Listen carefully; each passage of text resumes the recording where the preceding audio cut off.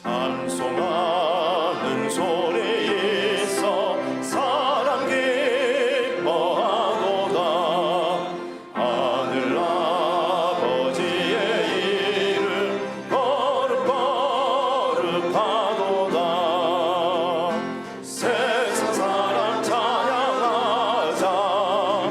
거룩하신 하나님께 할렐루야 할렐루야 할렐루야.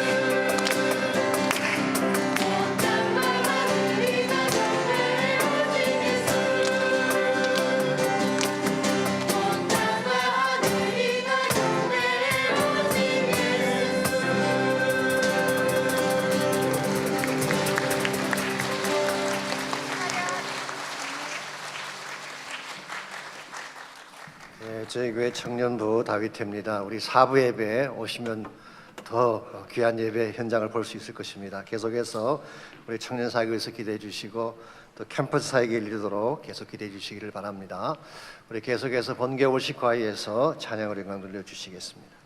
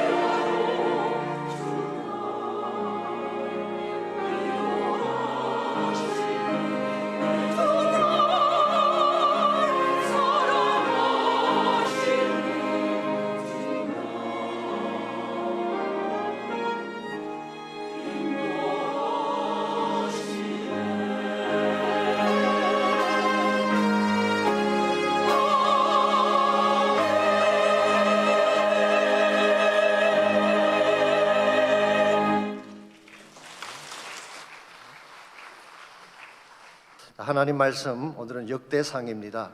역대상 21장 18절에서 27절까지는 말씀을 다 함께 찾겠습니다. 찾으신 줄 알고 한 절씩 교독합니다. 여호와의 천사가 가앗에게 명령하여 다윗에게 이르기를 다윗은 올라가서 여부스 사람 오르나니 타작마당에서 여호와를 위하여 제단을 쌓으라 하신지라. 이에 가시 여호와의 이름으로 이른 말씀대로 다윗이 올라가니라. 그때 오르나니 밀을 타작하다가 돌이켜 천사를 보고 오르나니 4명의 아들과 함께 숨었더니 다윗이 오르난에게 나아가매 오르난이 내다보다가 다윗을 보고 타작 마당에서 나와 얼굴을 땅에 대고 다윗에게 절하매 다윗이 오르나니에게 이르되 이 타작하는 곳을 내게 넘기라. 너는 상당한 값으로 내게 넘기라. 내가 여호와를 위하여 여기 한 제단을 쌓으리니 그리하면 전염병이 백성 중에서 그치리라 하니 오르난이 다윗에게 말하되 왕은 취하소서 내 주 왕께서 좋게 여기시는 대로 행하소서 보소서 내가 이것들을 드리나이다. 소들은 번제물로 곡식 떠는 기계는 화목으로 밀은 소제물로 삼으시기 위하여 다 드리나이다 하는지라. 다윗 왕이 오르나니에게 이르되 그렇지 아니하다. 내가 반드시 상당한 값으로 사리라. 내가 여호와께 드리려고 내 물건을 빼앗지 아니하겠고 값없이는 번제를 드리지도 아니하리라 하니라. 그리하여 다윗은 그 턱값으로 금 600세겔을 달아 오르나에게 주고 다윗이 거기서 여호와를 위하여 제단을 쌓고 번제와 화목제를 드려 여호와께 아뢰었더니 여호와께서 하늘에서부터 번제단 위에 불을 내려 응답하시고 여호와께서 천사를 명하심에 그가 칼을 칼집에 꽂았더라. 아멘. 두림이 없으면 두림을 이룰 수 없다. 오늘 설교 제목이 조금 난해하긴 합니다만은 앞에 나오는 드림과 뒤에 나오는 드림이 다르다는 것을 짐작하실 것입니다. 앞에 드림은 giving, 드린다는 뜻이죠. 뒤에 나오는 드림은 영어로 dream, 꿈을 의미하는 것입니다. 여러분, 꿈을 꾸는 것은 대단히 중요합니다. 그래야 삶의 방향과 뜻이 분명해지기 때문입니다. 그러나 단순히 꿈을 꾸는 것만으로 충분하지 않습니다. 꿈에 합당한 헌신을 할 때에 빛난 열매가 맺혀지게 되는 것입니다. 미국 역사상 가장 위대한 연설 중에 하나가 마틴 루터 킹 목사가 1963년도에 했던 I have a dream이라고 하는 연설이죠. 약 17분밖에 안 되는 짧은 연설이었습니다마는 미국 역사의 방향을 바꾸었다고 할 정도로 위대한 스피치로 꼽히고 있습니다. 많은 역사가들은 이것이 미국의 인권 운동을 꽃피우게 하는 계기가 되었다고 평가를 하고 있습니다. 그러나 단순히 마틴 루터 킹 목사가 나는 드림이 있다라고 연설한 것 때문에 그런 역사가 일어난 것은 아닙니다. 실제로 그는 그 드림을 위해 뛰었고 희생을 했기 때문에 그 열매가 아름답게 꽃피게 되는 것입니다. 마틴 루터 킹 목사가 학교를 졸업한 후에 알라바마의 몽고메리라고 하죠. 먹가메리 그 지역에서 목회를 할 때에 그 유명한 로자 팍스라고 하는 사건이 터졌습니다. 기억하실지 모르지만 버스 안에 백인들이 앉는 앞자리에 로자 팍스라는 흑인 여자가 앉았다가 경찰에 체포되는 어처구니 없는 그런 사건이 일어났죠. 요즘 같으면 상상조차 할 수 없는 일이지만 그때는 그랬습니다. 소위 말하는 racial segregation 법이 있어가지고 백인과 흑인은 같은 버스 자리에 앉을 수가 없습니다. 식당이나 화장실, 학교가 다 분리되어 있었어요. 심지어 은행에서 집 융자를 해줄 때 흑인들의 거주지를 레드라인으로 칠을 해놓고 그 안에 있는 자들에게는 융자를 해주지 않았다고 합니다. 이와 같이 불합리한 법 가운데서 흑인들이 들고 일어나죠. 소위 말하는 버스 보이콧 운동이 일어나게 됩니다. 여기에 가장 크게 임발부하고 큰 역할을 했던 인물이 바로 마틴 루터 킹 목사였습니다. 제가 기록을 보니까 이것 때문에 25마일 존에서 30마일도 달렸다고 체포영장이 발부되고 감옥에 가는 일이 있었습니다.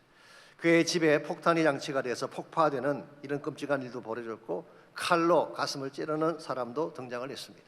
그러다 결국 1968년도에 멤피스의 한 모텔에서 암살당함으로 생을 마치고 말지 않았습니까? 그러나 이와 같은 마틴 루터 킹 목사의 희생이 있었기 때문에 오늘 흑인을 비롯한 수많은 소수민족들이 민권을 누리게 되었고 자유를 누리게 된 것입니다. 여러분, 꿈이 위대하긴 하지만 꿈은 그냥 이루어지는 것이 아닙니다.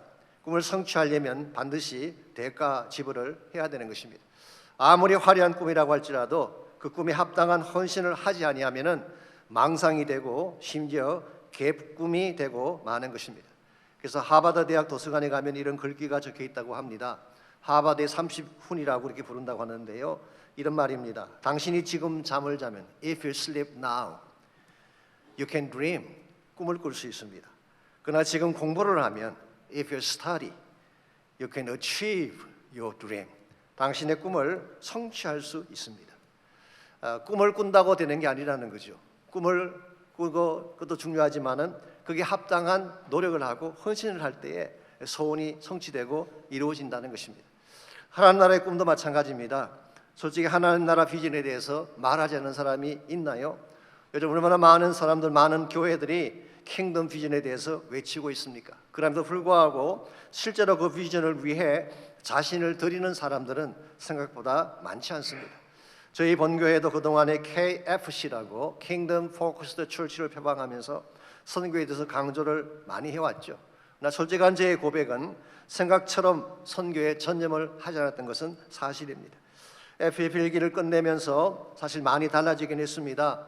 많은 분들이 선교적 삶을 살겠다고 헌신하기도 하고 실제로 자신의 물질과 기도로 헌신하신 분들이 많이 등장을 했습니다. 참으로 감사할 일이 아닐 수가 없습니다. 그러나 이것만으로 충분하지 않습니다. 저희 교회 전체가 미셔널 처치, 선교적 교회가 되어져서 선교를 위해 물질을 드리고 기도를 드리고 전심을 다 쏟는 교회가 될 때에 하나님 나라 비전을 위해서 쓰임받게 되는 것입니다. 그러므로 우리의 꿈이 아니라 하나님 나라의 드림을 위해서, 나의 만족이 아니라 하나님의 소원을 이루어 드리기 위해서 킹덤 비전에 실제로 참여하는 개인, 참여하는 교회가 되어야지 우리 삶의 열매가 아름답게 되는 것입니다.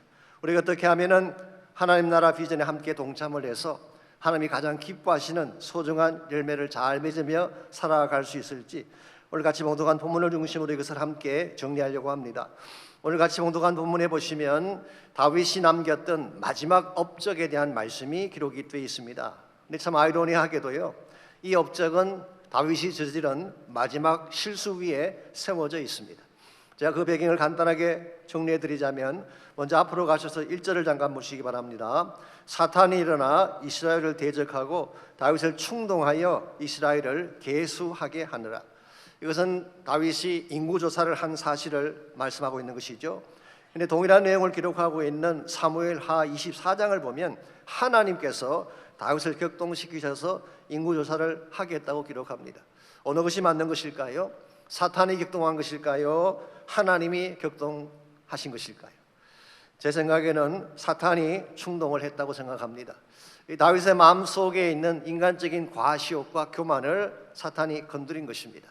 그래서 자기도 모르게 본인을 과시하기 위하여 군대의 숫자를 조사하게 한 것이죠. 이러한 다윗의 모습을 하나님이 기뻐하셨을 리가 없습니다. 그래서 maybe 그 마음을 돌이켜 보려고 애를 썼지만 다윗이 계속 굽히지 않고 그것을 주장하게 되자 하나님이 오케이, go ahead. 너가 그렇게 원하는 것이라면 해봐. 그렇게 허용한 케이스입니다. 그러므로 이것은 하나님이 충동한 케이스가 아니라 만류하셨음에도 불구하고 진행을 하셨기 때문에 진노한 케이스로 보는 것이 옳습니다. 잘 아시겠지만 인구조사 자체는 잘못된 것이 아닙니다. 구약 성경에 보면 인구조사를 한 기록이 여러 곳에 소개가 되어 있습니다. 예컨대 민수기 1장에 보시면은 이스라엘 백성이 시내산 아래 있을 때에 인구조사를 한 적이 있죠. 즉 광야 생활을 시작하기 전에 이스라엘 전체의 숫자를 계수한 것입니다. 민수기 26장에도 인구조사를 한 기록이 있고 출애굽기 30장 12절 이하에 보게 되면 역시 인구조사를 한 기록이 나옵니다. 이때는 성소의 반세계를 드리는 성전세를 위한 인구조사를 파악하기 위해서 제사장들이 이미 이를 맡아서 한 것입니다. 오늘 본문에 소개된 다윗의 케이스는 다른 것입니다. 자신의 군사력을 과시하고 군사력을 강화하기 위해서 인구조사를 한 것이기 때문에 제사장이 아닌 군대 장관 요압을 각 진영으로 보내서 남자들의 숫자를 계수하게 한 것입니다. 성경 기록에 보면은 이것을 9개월 20일간 진행했다고 했고 그 결과 이스라엘에서 칼을 뺄 수 있는 사람의 숫자가 80만 명, 유다의 50만 명이 계수되었다고 합니다. 합치면 130만 대군 아닙니까? 어마어마한 숫자죠. 아마 다윗은 이와 같은 숫자를 계산한 가운데에 자기 마음속에 굉장한 자신감이 생겼을 것입니다. 이 정도의 군대라면 누군들 대적하지 못할 자가 있으랴. 그리고 자기도 모르게 교만해지고 자기 과시 가운데 빠졌을 가능성이 많죠. 사실 이것은 대단히 위험하고 잘못된 것입니다. 다윗이 가장 강했을 때가 언제인지 아십니까? 하나님만 의지했을 때예요. 하나님만 의지했을 때는 물맷돌 한 개를 들고도 적진 속으로 달려 들어갔는데 이제는 군사력을 의지하는 다윗이 된 것입니다. 쉽게 말하면 그가 가지고 있던 순수한 신앙이 훼손된 것입니다. 하나님 절대주의가 숫자 절대주의로 변질된 것이죠. 이 하나님이 기뻐하시는 바가 결코 아닙니다. 오늘 현대교회가 조심해야 될 바가 저는 여기 있지 않는가 생각합니다. 교회는 숫자와 외적 성장 지표에 너무 민감해요. 이것이 성공의 기준이 되고 말았습니다. 이건 하나님이 기뻐하실 뿐만 아니라 대단히 위험한 현상이 아닐 수가 없습니다. 외적인 숫자를 과시하느라고 진실로 가져야 될 신앙의 순전함을 잃어버릴 가능성이 있기 때문에, 그래서 하나님께서 다윗과 같은 행태를 기뻐하지 않으셨어요. 그래서 하나님께서 이스라엘 전 지경에 전염병이 퍼지게 해서 7만 명이 죽는 참사가 일어나게 한 것입니다. 이것이 성경에 기록된 다윗의 마지막 실수였습니다. 그런데 놀라운 사실이 뭔지 아십니까? 하나님이 이 다윗의 실패 위에 새로운 더 놀라운 차원의 축복의 비전을 세우실 준비를 한 것입니다. 나중에 말씀드리겠지만 그것이 바로 성전 건축을 위한 파운데이션을 닦게 하신 거예요. 그렇기 때문에 17절 말씀에 의하면 다윗이 드디어 하나님 앞에 자복하며 회개하게 하죠. 내가 잘못한 것입니다. 백성들에게는 잘못이 없습니다 라고 회개했을 때에 18절을 보겠습니다. 하나님께서 무엇을 분부하셨는지, 여호와의 천사가 갓에게 명령하여, 갓은 선지자 이름이죠, 다윗에게 이르기를, 다윗은 올라가서 여부스 사람 오르난의 타작마당에서 여호와를 위하여 제단을 쌓으라 하신지라. 사실은 이것은 천사가 칼을 들어서 온 예루살렘을 치려고 하기 직전에 하나님이 내리신 분부예요. 사실은 칼로 내리치면 온 예루살렘 주민이 다 죽는 것입니다. 그때 하나님께서 스탑, 잠깐 멈추어 그렇게 하신 후에 이 분부를 내리셨어요. 그래서 오르난의 타작마당으로 다윗이 오게 되고 여기에서 제단을 쌓게 됩니다. 여기서 한 가지 질문이 등장할 것입니다. 왜 이스라엘의 그 많고 많은 장소 중에 하필이면 이곳에 제단을 쌓게 하신 것일까요? 오르난의 타작마당이 역사적으로 가지고 있는 의미를 여러분이 아시면 금방 그 이유를 아실 수가 있습니다. 먼저 창세기 22장 2절에 보게 되면 아브라함 이삭을 번제로 드릴 때 어디서 번제를 드렸나요? 모리아 산에서 제단을 쌓았습니다. 이상 우리가 아는 것처럼 오실 예수님에 대한 예표인데 제단을 모리아 산에 만든 것입니다. 바로 이 모리아 산이 오늘 본문에 등장하는 오르난의 타작마당이 있는 곳입니다. 역대하 3장 1절에 보시게 되면 솔로몬이 성전을 지은 장소가 나오는데 그 장소가 바로 오늘 본문에 등장한 오르난의 타작마당이에요. 역대하 3장 1절 이렇게 기록이 되어 있습니다. 솔로몬이 예루살렘 모리아 산에 여호와의 전 건축하기를 시작하니 그곳은 전에 여호와께서 아버지 다윗에게 나타나신 곳이요, 오늘 본문을 언급한 것입니다. 여부스 사람 오르난의 타작마당에 다윗이 정한 곳이라고 했습니다. 그러므로 솔로몬은 이곳에 그 거룩한 성전을 짓게 된 것입니다. 무엇보다도 신약 성경 말씀에 하면은 바로 이 자리에 하나님의 아들이신 예수 그리스도의 십자가가 세워지게 됩니다. 예수님께서 십자가를 지신 그곳은 바로 예루살렘 성전 맞은편에 있는 모리아 산의 한 모퉁이였습니다.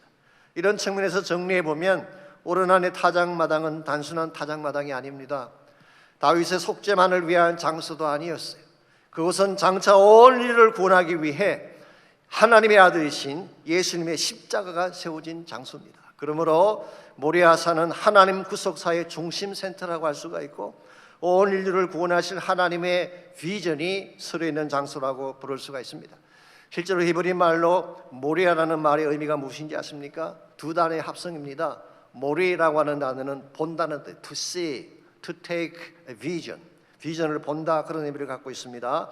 야라고 하는 단어는 야훼의 준말이죠. 그러므로 합치게 되면 vision of 야훼, 여호와의 비전, 이런 뜻을 가지고 있습니다. 그러면 여러분과 제가 정말 하나님의 꿈을 보기를 원한다면, 하나님 나라의 비전을 보기를 원한다면 어디로 가야 될까요? 모리아 산으로 올라가야 되는 것입니다. 그래야 영혼을 볼 수가 있고 쇠하지 않는 인생의 가치를 보게 되는 것입니다.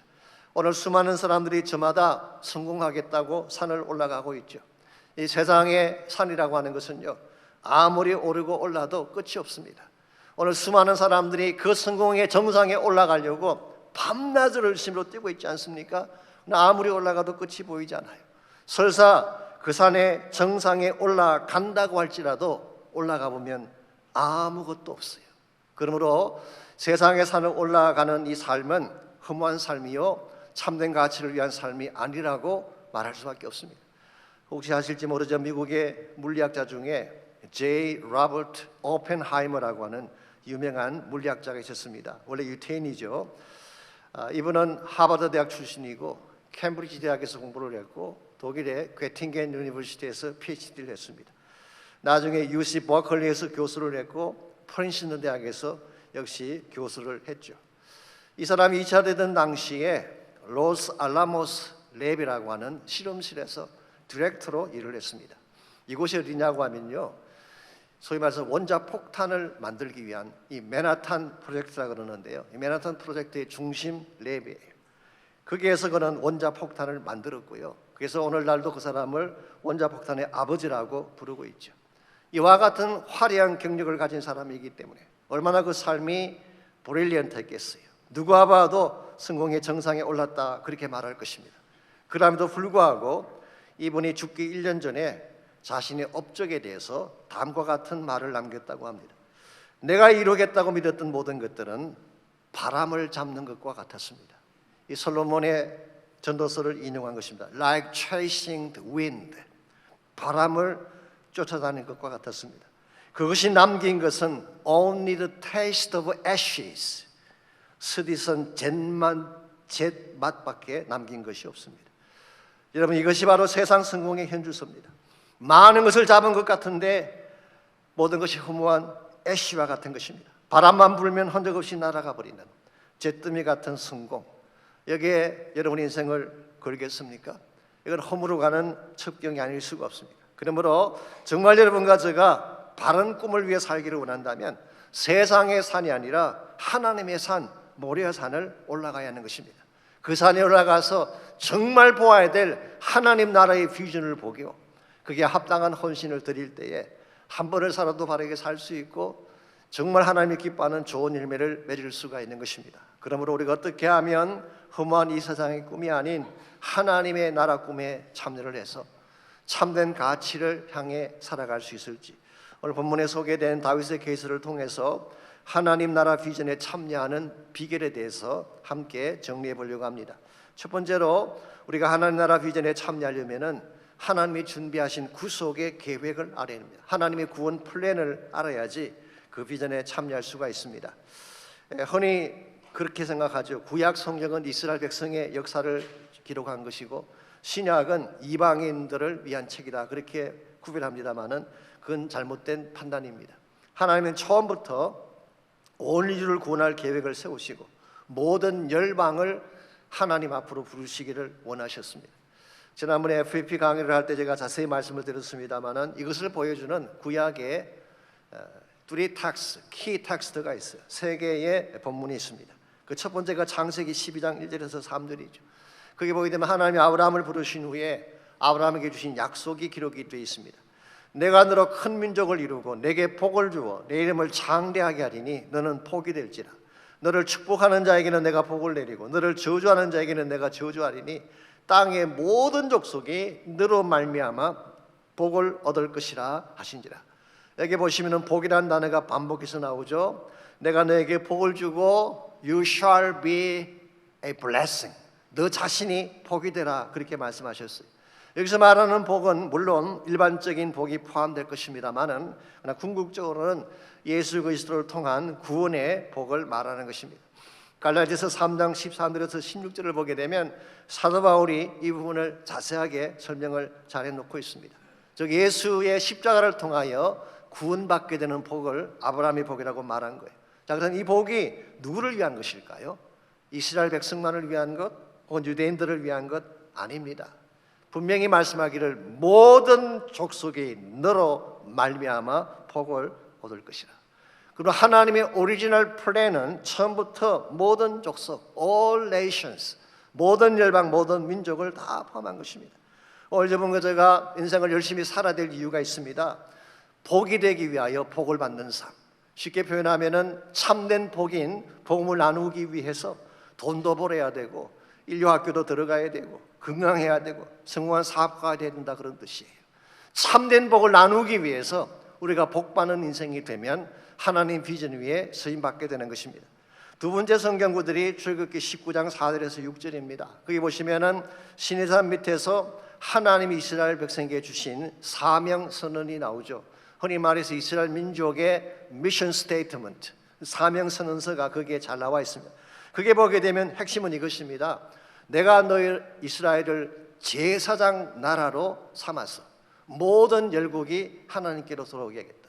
이 제사장이라는 단어 자체는 원래 브릿지라는 뜻입니다. 다리라는 뜻이에요. 그러므로 이방인과 하나님 중간에 브릿지가 되어서 모든 열방을 하나님께로 인도하기 위해서 이스라엘을 선택한 것인데, 이스라엘은 이것을 착각한 것입니다. 자기들만 선택했다, 이 선민사상에 젖어서 배타적인 삶을 그들이 살아왔죠. 이것은 잘못된 인식이긴 합니다만은 원래 하나님의 계획은 브릿지가 되는 삶이었죠. 세 번째 성경구들이 시편 67편입니다. 3절에 보시게 되면 이렇게 기록이 되어 있습니다. 하나님이여 민족들이 주를 찬송하게 하시며 모든 민족들이 주를 찬송하게 하옵소서. May all the nations praise you. 모든 나라들, 모든 열방들이 주님을 프레이즈하게 하십시오. 이것이 이스라엘 백성이 부른 노래입니다. 그들이 올린 기도인데 뭐라고 했나요? 모든 민족이 주를 찬송하게 하소서. 땅의 모든 끝이 하나님을 경외하는 날이 오게 하십시오. 이것이 시편 67편에 나타난 하나님의 뜻입니다. 이게 사실은 선교의 목적이죠. 선교의 궁극적인 목적은 모든 민족, 모든 열방을 다 복음을 통하여 하나님 앞으로 인도한 나머지 요한계시록 7장에 기록된 것처럼 각 나라, 족속, 백성, 방언의 모든 사람들이 함께 모여 구원하심이 보좌에 앉으신 우리 하나님과 어린 양에게 있도다. 이걸 외치는 것이 선교의 최종 목적인 것입니다.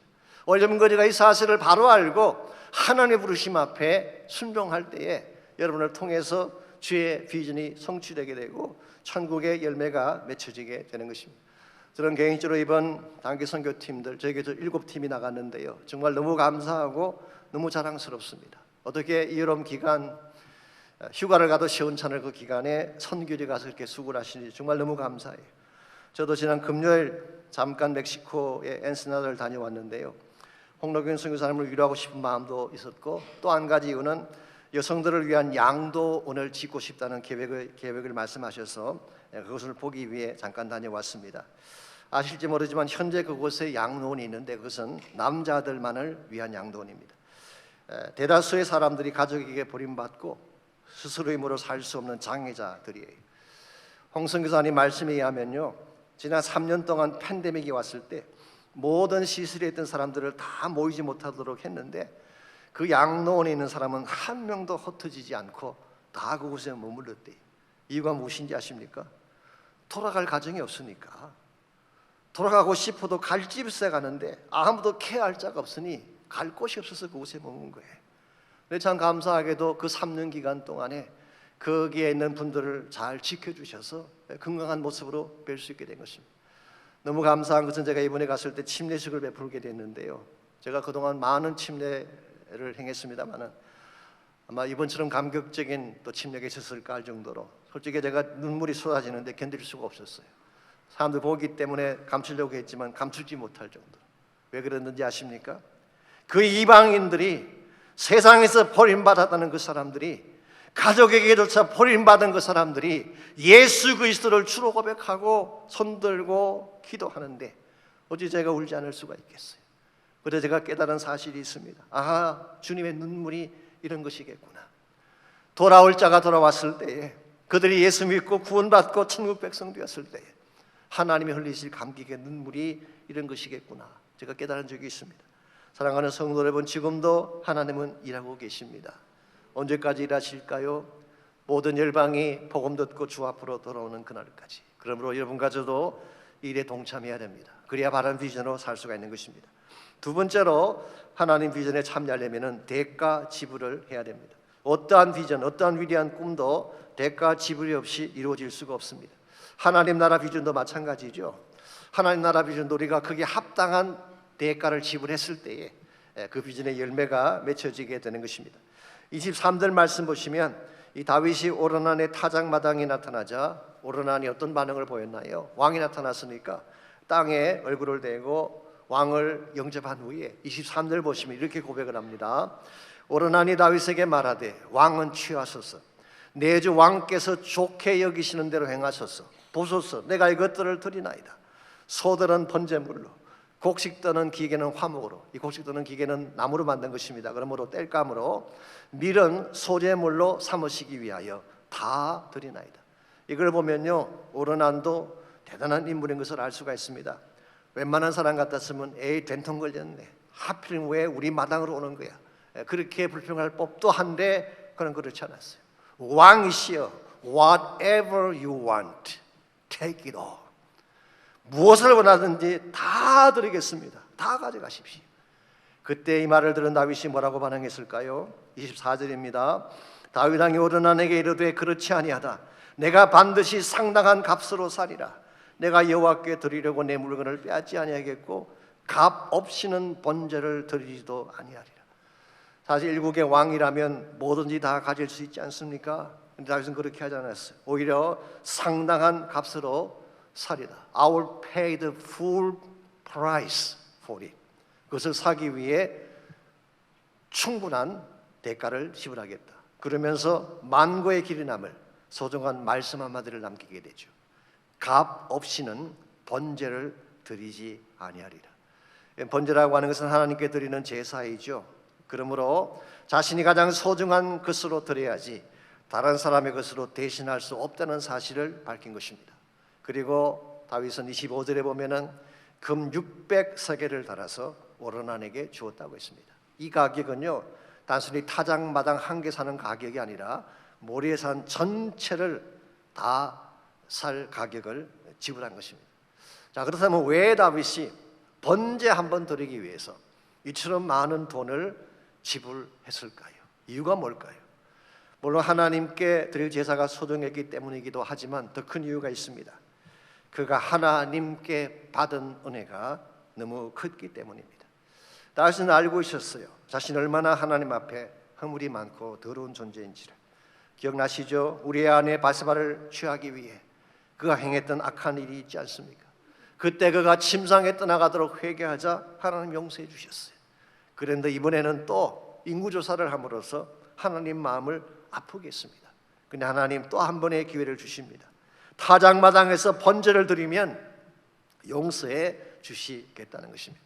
이와 같이 정말 죄 많고 허물 많은 다윗을 용서하시고 사랑하신 그 하나님의 은혜 앞에 다윗은 자신의 가장 소중한 것을, 가장 아름다운 부활을 드리고자 한 것입니다. 그렇기 때문에 그는 여기서 멈추지 않습니다. 오늘 본문에는 기록되어 있지 않지만 역대상 29장에 보면 장차 성전 건축에 필요한 모든 물질을 다 하나님께 올려드립니다. 그래서 다윗은 자기가 가진 재물 가운데 금 3,000달란트, 은 7,000달란트, 이 엄청난 재산이죠. 이걸 다 성전 건축을 위해 드렸어요. 그랬더니 이스라엘의 모든 지도자들이 다 이게 참여를 해서 절구운 마음으로, 자원하는 마음으로 자기들이 가진 모든 것을 다 하나님께 올려드렸어요. 다윗을 비롯해서 이스라엘의 모든 리더들이, 모든 지도자들이 다 자원하는 마음으로, 기쁜 마음으로 성전 건축을 위한, 소위 말하는 next generation, 다음 세대를 위해서 전심을 다해 이와 같이 헌물을 올려드렸어요. 그리고 나서 역대상 29장 14절에서 뭐라고 고백했는지 아십니까? 내 백성이 무시기에 이처럼 즐거운 마음으로 드릴 힘이 있었나이까? 모든 것이 주께로 말미암아 사오니 우리가 주께 받은 것으로 주께 드렸을 뿐입니다. 자랑이 없습니다. 내 것이라고 주장하지 않습니다. 다 주님 것인데 종이 해야 될 마땅한 일을 한 것밖에 없습니다. 이게 바로 빚진 자의 자세입니다. 자신의 권리를 주장하지 않습니다. 자랑하지 않습니다. 내가 무엇 드렸다고 생색내지 않아요. 마땅해야 될 것, 하나님의 은혜에 비교하면 내가 드린 것 아무것도 아닌데 내가 자랑할 것이 무엇이냐라고 자신의 모든 것을 다 하나님께 올려드리는 자세, 이게 빚진 자의 자세예요. 오늘 여러분과 저의 삶은 어떠한가요? 우린 빚진자라는 말은 자주 쓰지만 실제 삶은 채권자일 때가 많잖아요. 군림하고 나의 권리를 클레임하고 누가 잘못하면 용납하지 아니하고 나의 이익만 챙기고 나의 편함만 챙기려고 하는 이와 같은 멘탈리티가 우리에게 있지 않습니까? 이걸 깨어야지 하나님 나라 위에 쓰임받을 수가 있습니다. 나의 가장 소중한 것을 내려놓을 수 있을 때에 하나님의 보화를 향해 나갈 수가 있는 것입니다. 이와 같이 하나님 나라의 비전에 참여하려면 1차적으로는 하나님의 구속계획, 온 열방을 향한 주님의 심정을 알아야 돼요. 두 번째는 나의 가장 소중한 것을 하나님께 드릴 수 있는 바른 헌신의 대가 지불이 필요합니다. 마지막 세 번째로 하나님 나라 비전에 참여하려면 하늘의 응답을 받아야 하는 것입니다. 26절 말씀 보시면 다윗이 제단을 쌓았을 때에 어떤 역사가 일어났는지를 이렇게 소개합니다. 다윗이 거기서 여호와를 위하여 제단을 쌓고 번제와 화목제를 드려 여호와께 아뢰었더니 여호와께서 하늘에서부터 번제단 위에 불을 내려 응답하셨다고 했습니다. 다윗이 드린 제사는 번제이지만 화목제, peace offering, 이것은 바로 원수된 관계를 무너뜨리고 하나 되게 만드는 제사가 peace offering입니다. 하나님과 우리는 원래 원수 관계였죠. 에베소서 2장 말씀에 하면 우리는 본질상 진노의 자녀였습니다. 그랬는데 예수님이 십자가를 지심으로 원수된 관계를 깨뜨리고 하나님과 하나 되는 축복을 안겨주셨어요. 요한일서 4장 10절은 이것을 다음과 같이 묘사하고 있습니다. 사랑은 여기 있으니 우리가 하나님을 사랑한 것이 아니요 하나님이 우리를 사랑하사 우리 죄를 속하기 위하여 화목 제물로 그 아들을 보내셨습니다. 이 화목 제물은 바로 atoning sacrifice, 이게 예수님의 십자가 사건을 말하는 것입니다. 하나님과 우리를 하나 만들기 위해 희생 제물로 드려진 사건이 바로 예수님의 십자가 사건. 오늘 여러분과 제가 이 화목 제물을 하나님께 올려드리고 바른 예배, 바른 기도를 드리게 되면 하나님의 응답이 나타난, 오늘 본문에서 그 응답을 하늘로부터 불이 내려왔다고 말씀하고 있습니다. 여기서 하늘로부터 불이 내려왔다고 하는 것은 제 생각에는 두 가지 의미가 담겨 있습니다. 첫 번째는 하나님의 진노가 끝났다, 하나님이 응답하셨다, 그런 의미를 담고 있습니다. 그렇기 때문에 27절을 보시면은 여호와께서 천사를 명령하시며 그가 칼을 칼집에 꽂았다고 했어요. 분명히 바로 예루살렘 전체를 진멸하기 위해 칼을 뽑았던 이 천사의 칼을 하나님께 피스 오퍼링이 드려지는 순간 드디어 칼집에 꽂음으로 이 모든 심판이 끝나고 평안이 주어진 사실을 말하는 것입니다. 이것이 1차적인 응답의 해석입니다. 근데 또 한 가지 가능한 것은요, 우리가 정말 하나님께 회개하고 기도할 때에 하나님께서 하늘로부터 성령의 불을 붙여주시는 것을 의미할 수가 있습니다. 마치 엘리야의 제단에 불이 임한 것처럼 우리가 전심을 다해 회개하고 기도하면 성령의 불이 임하게 되는 것입니다. 이 성령의 불 받지 아니하고 여러분과 저는 복음 위한 사명자 될 수가 없어요. 우리가 아무리 다른 걸 잘 준비하고 철저하게 준비했다고 할지라도 성령 받지 아니하면 복음의 증언자로 살아갈 수가 없습니다. 그러므로 우리가 정말 하나님 나라 비전을 위해 바르게 살기를 원한다면 하나님께 우리의 모든 죄를 다 자복하고 회개하고 전심을 다해 부르짖는 기도가 필요합니다. 이것을 위해 다음 주부터 우리가 뭘 한다고요? 중무기도 축제를 갖는 것입니다. 하나님 우리 사이에 막혔던 모든 담을 다 허물어버리고 다 깨뜨려버리고 하나님이 응답하셔서 하늘로부터 불을 쏟아주시는 역사, 이게 중무기도 축제의 열매예요. 그때 우리의 문제가 해결되는 것입니다. 그때 모든 우리 마음을 덮고 있던 죄악들이 떠나가게 되고 상처가 회복되어지고 체인이 풀려지게 되는 것입니다. 그러므로 여러분 아무리 바쁘시더라도 다음 주를 꼭 오시기 바랍니다. 반드시 1시 반에 중축에 참여하셔서 새로운 부흥의 바람을 경험할 수 있기를 바랍니다. 오직 주의 사랑에 매여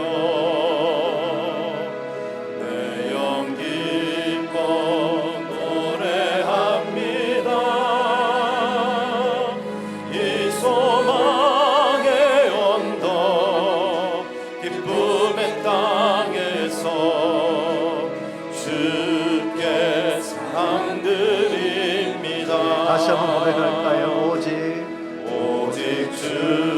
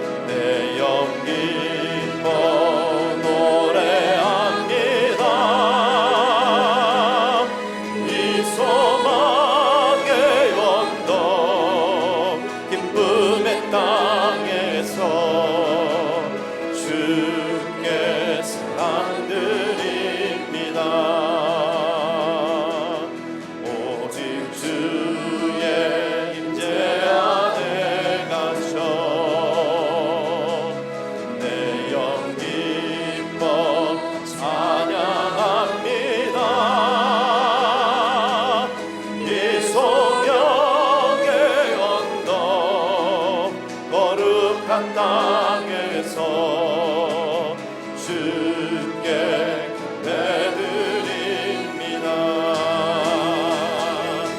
주께서 주신 모든 은혜 나는 말할 수 없네. 내 영혼 즐거이 주 따르렵니다. 주께 삶 드립니다. 주께서 주신 모든 은혜 나는 말할 수 없네. 내 영혼 즐거이 주 따르렵니다. 주께 삶 드립니다. 하나님 우리에게 베푸신 은혜와 사랑을 감사합니다. 죄인이었고 더러웠고 용서받을 자격이 없는 우리였는데 하나님의 은혜로 우리를 구원해 주셨습니다. 이 사랑받은 우리가 이제는 복음의 빚진 자가 되게 하시고 하나님 사랑과 은혜의 빚진 자가 되게 하셔서 땅끝까지 열방을 향해 나가는 우리가 되게 하시며 이 시간 또 주 앞에 올려드리는 이 헌물이 주의 나라 위에 주의 영광 위에 바르게 쓰임받기를 원합니다. 전심을 다해 드려진 헌물을 축복해 주시고 또한 헌물을 드린 모든 가정들마다 복을 받게 하셔서 주님 오시는 그날까지 복음 위에 쓰임받고 주의 나라 성공 위에 쓰임받는 귀한 주님의 가정들, 가족들, 자녀들 되게 하여 주시옵소서. 이제는 우리 구주 예수 그리스도의 은혜와 하나님 아버지의 무한하신 사랑과 성령님의 충만한 임재하심이 예배를 마치고 돌아가는 모든 성도 한 분 한 분에게 그들의 가정과 삶의 터전과 자녀들과 자손들 위해 이제로부터 주님 다시 오시는 그날까지 항상 함께해 주시기를 예수 그리스도의 이름으로 간절히 축원하옵나이다.